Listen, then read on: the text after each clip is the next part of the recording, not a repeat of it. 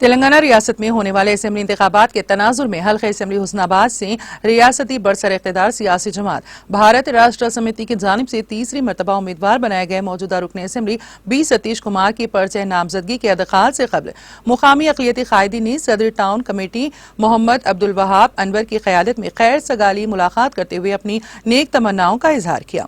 इमाम व खतीब जामे मस्जिद मौलाना मोहम्मद रूहुल अमीन कादरी ने इस मौके पर भारी अक्सरियत से तीसरी मरतबा भी कामयाबी हासिल करने के लिए सतीश कुमार को अपनी दुआओं से नवाजा।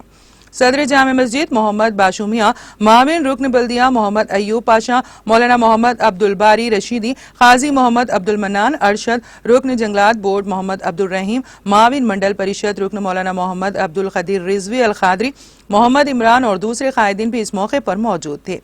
मोहम्मद अयूब पाशा और मोहम्मद अब्दुल रहीम मोहम्मद अब्दुल इमरान ने रुकन असेंबली हुस्नाबाद वी सतीश कुमार को इमाम जामिन बांधकर अपनी गहरी वाबस्तगी का सबूत दिया।